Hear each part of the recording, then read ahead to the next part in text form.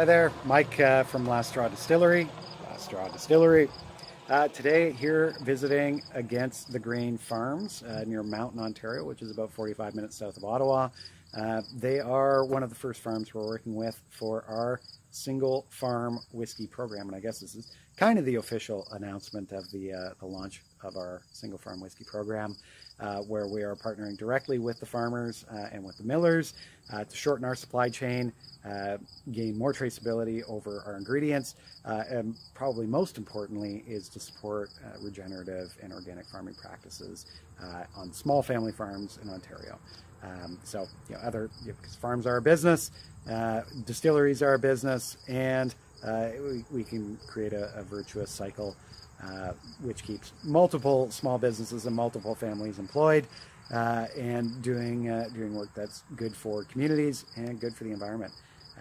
So we're going to talk with Shelley Spruitt, who is the proprietress and grain farmer extraordinaire, along with her husband Tony here at Against the Grain Farms, and learn a little bit about how it is that they grow, what they grow, and most importantly for them, why they grow it, and the importance of seed sovereignty, heritage grains, and regenerative farming practices. So let's get to it.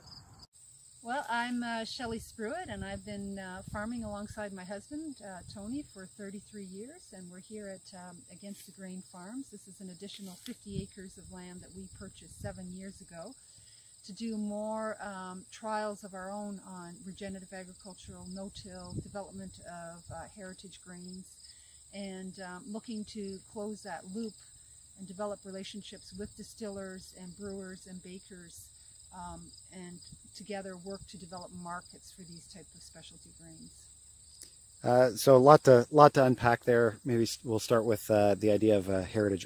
Can you explain what a heritage grain is, or what it means on this farm? Yeah, so heritage grains actually, they come under different classifications. Is it heritage? Is it ancient?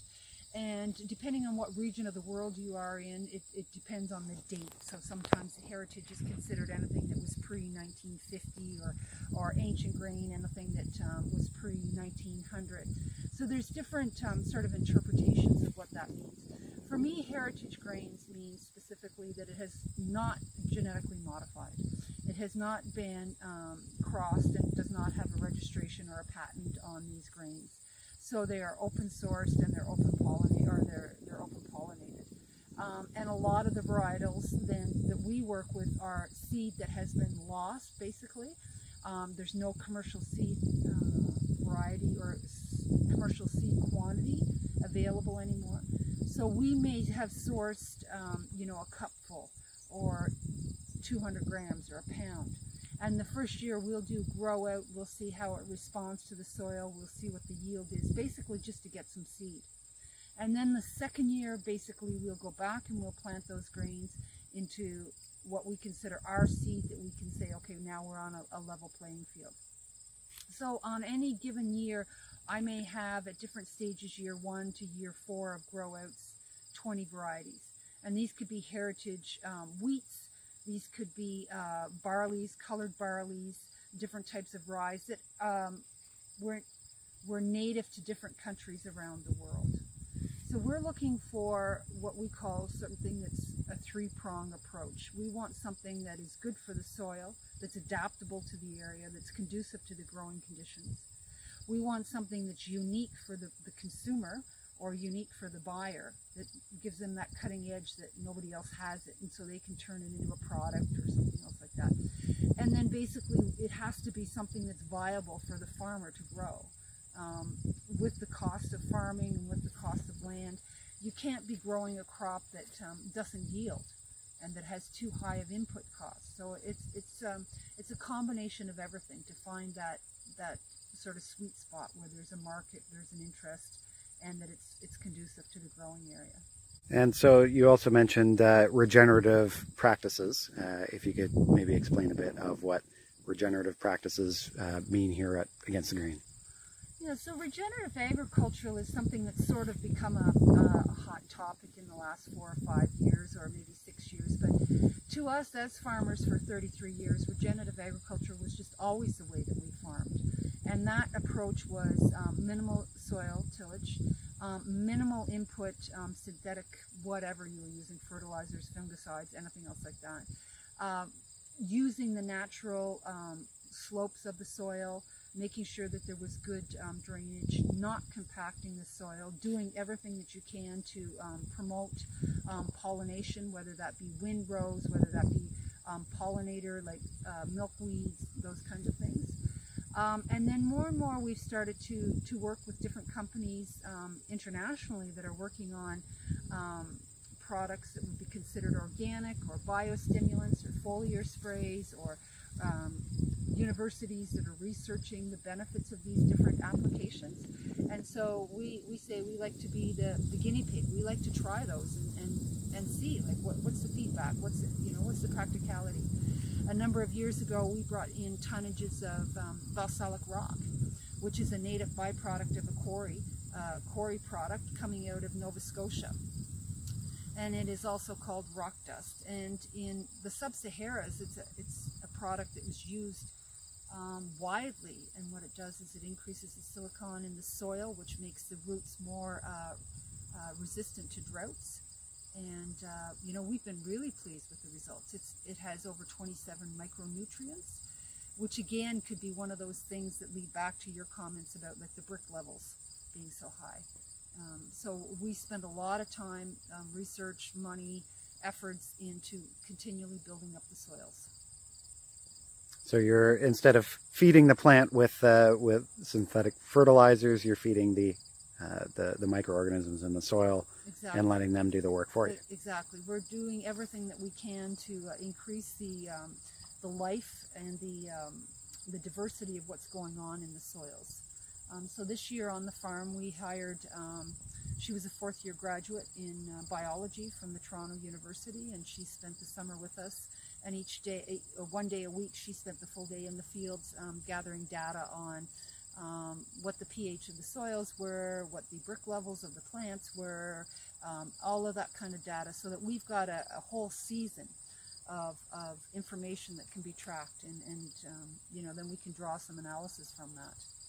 Yeah, and I think that's been one of the stumbling blocks for regenerative agriculture. Is there's a lot of people that are out there doing it. There's a lot of anecdotal, like I did this, but and I got great yields. But as far as hard scientific data, of course the seed companies and the fertilizer companies aren't going to fund that sort of research. So it's a lot harder to come by. So. Yeah, and it is these trials, they take an immense amount of work as well, because if you're going to do side-by-side replicates, it's exactly like what you said. You can't just come in there and say, oh, this worked, when you don't have a replicate that says, well, I used this and I didn't use this, and this was this type of soil and this wasn't this type, so these replicates, it's a lot more time consuming for the farmer to come in and clean the planter out, do the spacing, and then start again, as opposed to just going in and planting the field. But it is part of the work that has to be done in order to produce some hardcore data, for sure. So that is something in the that we every year try to take one area, whether it be in soybeans or corn or wheat trials, whatever, and have some of those side-by-side trials. So we're in the field right here where we use our grains that have been worked back into the soil after harvest. We use those as a cover crop. And we're standing here on a field that has been reseeded with barley. We typically do anywhere between a 3-year and 4-year crop rotation. So most farms are corn, soybean, soybean, corn, corn, soybean. That is the power of small grains on the farm, especially if the straw is left on the field or worked in or just left to mulch. There's nothing better to build the nutrient density and the macronutrients into the soil as the straw of small grains. Anytime in a given year, we could have, this year we had, including different plot trials that we were growing, we had 26 varieties of grains and corn growing out on the farm. So some very small plots, some larger, 1/4 of an acre, but we're really intent on this farm to really sort of exploit the whole idea of biodiversity. And so maybe you could talk a little bit about the white corn that you're standing in front, or as we like to call it, the 2025 best corn whiskey in Canada, future to be. Okay, all right. Well, that's wonderful. Well, I think part of the journey with Against the Grain Farms was just my enamored with white corn, with heritage corns, with colored corns. I think it's very it's very thought provocative when we think about monocultural and the loss of biodiversity, even the way we approach certain types of grains. You know, we have in our mindset that an apple is red and red only, or a potato is white and white only. Well, we've done the same thing for our grains. Most people, if you talk to them about corn, they think that it is actually yellow corn and that's all there is. And there's a wide variety of different classifications of corn. Not only sweet corn or field corn, but there's a dent corn and there's a flint corn and there's you know, a flour corn. And again, what's happened is we've lost that knowledge. And I tell people that eating this colored corn in its different formats is like eating a tomato in January and eating a tomato in July. It's like you wake up to, oh my gosh, I didn't know that there was different flavors and different profiles. So this white corn is actually conducive to milling. It's a sweeter corn, but it is not a sweet corn. It is not like the red corn, which is a dent corn, which is, or excuse me, a flint corn, which is extremely hard, hence the name flint. When I put the white corn or the red corn through the mill, you can actually hear the stones, the difference of the grinding, because of the difference of the density of the corn.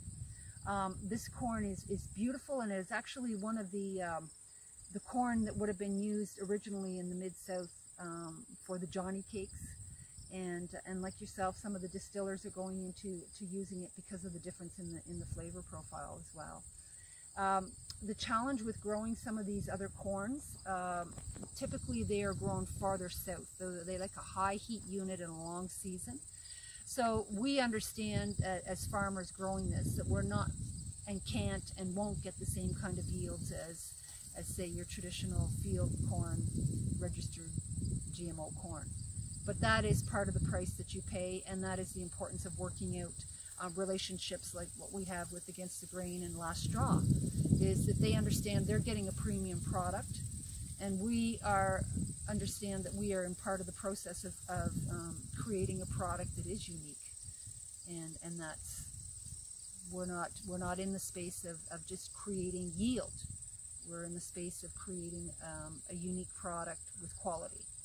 So a lot depends, when we're harvesting the corn, a lot depends on the time of the year and the weather that is going on, the moisture content. That's paramount in producing a good quality corn that we would be selling to Last Straw. First of all, what is the moisture when the corn is harvested? And we like to leave it in the field as long as possible to get a natural dry down. But when it gets into sometimes November and your risk of snow, then sometimes you have to go in and you have to harvest anyways. When we combine, we're able to check the moisture content of the corn. And if it is too high, we would put it into these batch dryers here. That's a propane run batch dryer that can handle 2 tons of corn at a time. And it dries it down. And we'll take it down below 14%. And after it comes out of there and it's dried, we then have an auger that would auger it into one of these great big grain bins, corn storage bins. Great It big. has got the fan on it, and it can send air through there. And that, like we were talking before, is very, very important for quality corn, because any type of a moisture will cause fermentation, and when you get fermentation, then you've got the challenges of vomitoxins and other things in there that just don't create a good quality corn product. So we can put dried corn into this storage bin, and it'll stay in there with the airflow and the aeration. There's screen floors in there with the air flowing through there. Corn properly, if the proper moisture, can stay in there 2-3 years. But we never store that long. We like to clean out inventory at the end of every season, that we store enough for one season and then clean it out before the new harvest comes in. But corn that goes in a moisture, when the moisture is too high, it will start to ferment, you'll start to get mold, and it'll ruin the whole batch. Part of that paying that forward is maybe helping this next generation come back to say, okay, you know, agricultural as a whole took a wrong turn. You know, big ag has, you know, really put the emphasis on yield. And we've paid the price as an agricultural community. We've paid the price. We've lost biodiversity. We've got huge soil degradation. We have to, as a commodity group, stand up and take a lot of the responsibility for environmental damages. We have to acknowledge the fact that we have put so much emphasis onto yield that we've lost the whole concept of relationships, that the farmer knows the baker and the baker knows the consumer, or the farmer knows the distiller and the distiller knows the, you know, and it's rebuilding all of that. It's rebuilding that whole connection of what in so many areas that you would go into different cities or excuse me, into different countrysides. It was the farms that were the cornerstone of those communities, you know, and I believe that part of regenerative agriculture and part of rebuilding the food system is reestablishing those communities. And so if farmers are, if other farmers are looking to sort of follow in the footsteps or sort of take advantage of the sort of assistance that you're offering in the sort of seed bank that exists here and, you know, learning practices and stuff, how would they go about getting in touch with you? Yeah, so you can reach out through our website, and I'm always happy to just talk about, you know, seed diversity and the importance of seed sovereignty. It is the innate right of the farmer, internationally and for generations to keep seed. And that has been part of the corporate takeover here, certainly in North America, is by patenting these seeds, by registering these seeds, that it is now becoming legal for farmers in a large sense to keep back any amount of seed. And there is a saying that says, he who holds the seed controls the world, because the seed is the food. And when the person or the corporations that control those seeds, then they control the farm, and then they control the pricing, and then they control who farms and who can afford to farm. So part of seed sovereignty to me is taking back that control. But the other part of seed sovereignty to me is about biodiversity. We have lost so much biodiversity. And most people, when they think of biodiversity, they think, you know, way off in, you know, Asia or in Africa, and they're talking about animals. No, we're talking about biodiversity right here in our own farms. You know, we're talking about, why do we only think that there's yellow corn when there's white corn and red corn and mixed corns, and the same with wheats, and same with varietals of barleys, and same with all of these different grains. We've lost that biodiversity, and when we lose it in the field, on the farm, then we lose it on our plate.